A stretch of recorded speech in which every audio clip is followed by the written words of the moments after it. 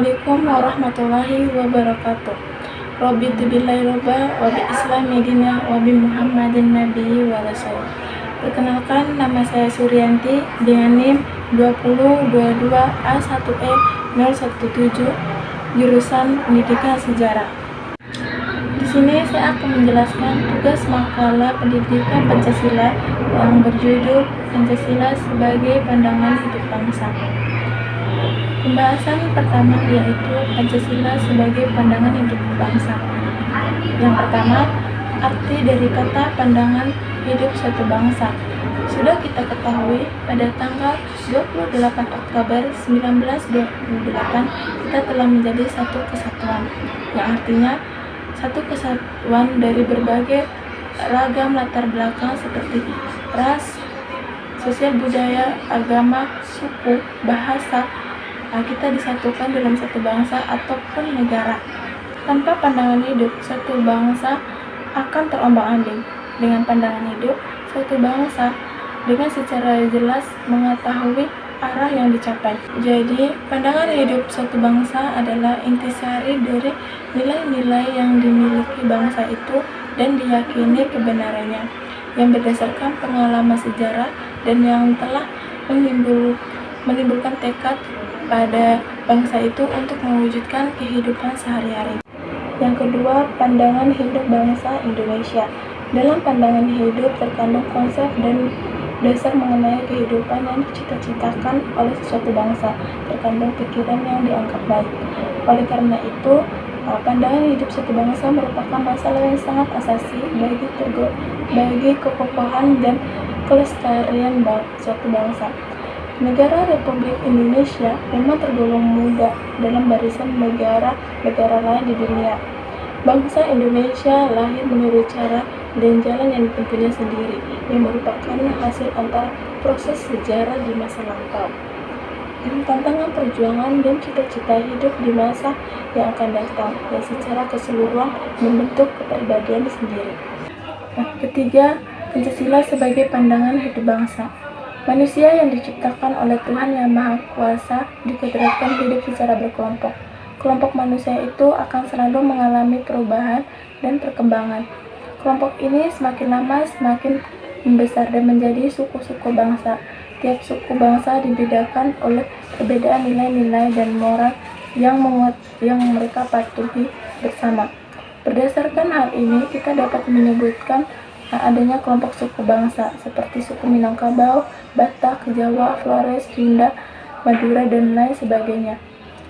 Inilah yang menyatukan pandangan hidup bangsa Indonesia. Walaupun mereka terdiri atas berbagai suku yang berbeda, bangsa Indonesia yang terikat oleh keyakinan kepada Tuhan Yang Maha Kuasa dan kuatnya tradisi sebagai norma dan nilai kehidupan dalam masyarakat adalah tali persamaan pandangan hidup antara berbagai suku bangsa di Nusantara ini. Yang kedua yaitu penjabaran nilai-nilai Pancasila.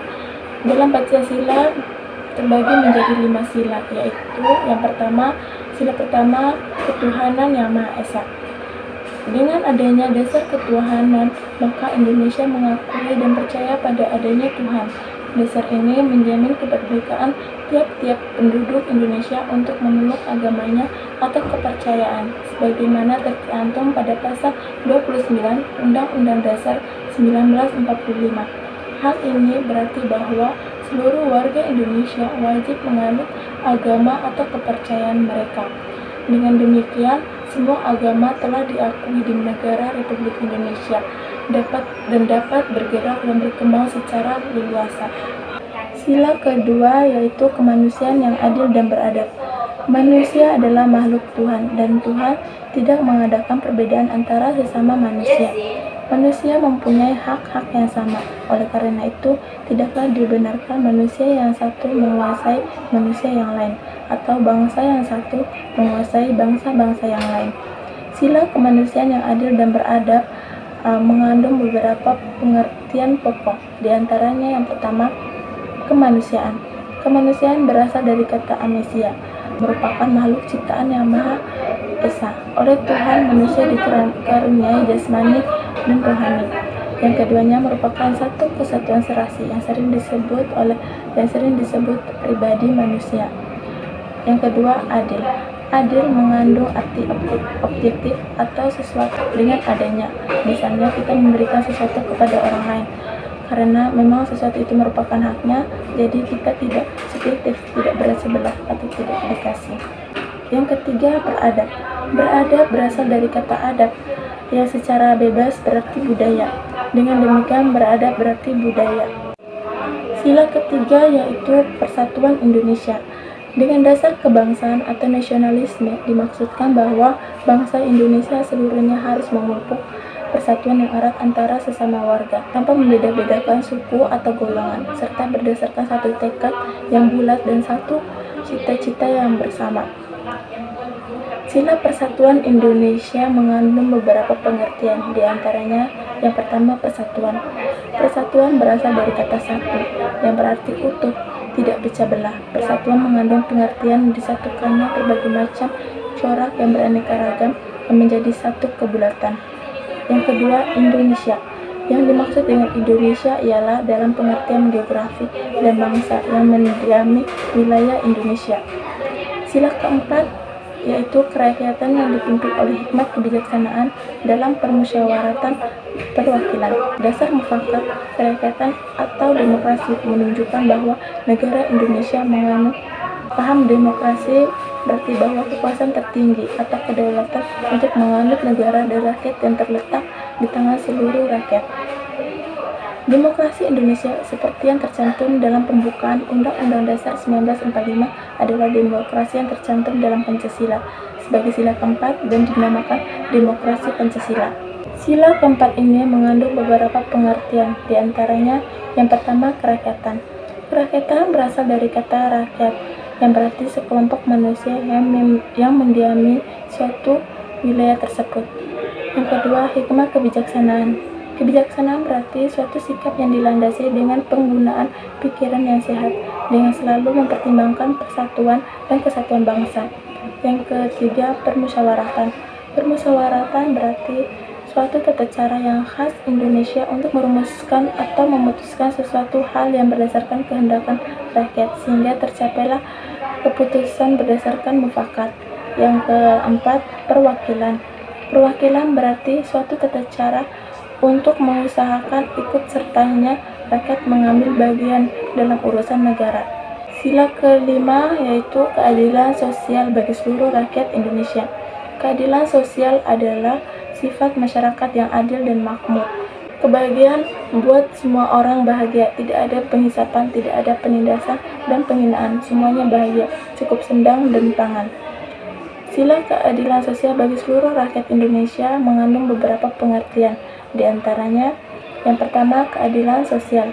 Keadilan sosial berarti keadilan yang berlaku dalam masyarakat di segala bidang kehidupan, baik materi maupun spiritual. Yang kedua, seluruh rakyat Indonesia. Seluruh rakyat Indonesia berarti bahwa setiap orang yang menjadi rakyat Indonesia, baik yang terdiam di wilayah kekuasaan Republik Indonesia maupun warga Indonesia yang berada di negara lain. Pembahasan yang ketiga adalah upaya menjaga nilai-nilai luhur Pancasila. Nilai-nilai yang terkandung dalam Pancasila merupakan suatu cerminan dari kehidupan masyarakat Indonesia atau nenek moyang kita dahulu, dan secara tetap telah menjadi bagian yang tak terpisahkan dari kehidupan bangsa Indonesia. Untuk itu, kita sebagai generasi penerus bangsa harus mampu menjaga nilai-nilai tersebut. Untuk dapat hal tersebut, maka perlu adanya berbagai upaya yang didukung seluruh masyarakat Indonesia. Upaya-upaya tersebut antara lain, yang pertama melalui dunia pendidikan, dengan menambahkan mata pelajaran khusus Pancasila pada setiap suatu pendidikan, bahkan sampai ke perguruan tinggi. Yang kedua, lebih memasyarakatkan Pancasila. Yang ketiga, menerapkan nilai-nilai tersebut dalam kehidupan sehari-hari. Yang keempat, memberikan sanksi kepada pihak-pihak yang melakukan pelanggaran terhadap Pancasila. Yang kelima, menolak dengan tegas paham-paham yang bertentangan dengan Pancasila. Itulah penjelasan makalah saya tentang Pancasila sebagai pandangan hidup bangsa.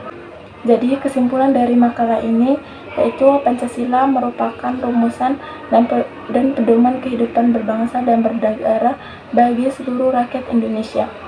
Apabila nilai-nilai Pancasila diamalkan oleh seluruh warga negara Indonesia, maka tidak mustahil cita-cita negara Indonesia, yaitu mewujudkan masyarakat Indonesia yang adil dan makmur berdasarkan Pancasila dan Undang-Undang Dasar 1945 dapat terwujud. Mungkin itu saja yang dapat saya sampaikan, kurang dan lebih mohon maaf. Sekian dari saya, wabillahi taufiq wal hidayah. Wassalamualaikum warahmatullahi wabarakatuh.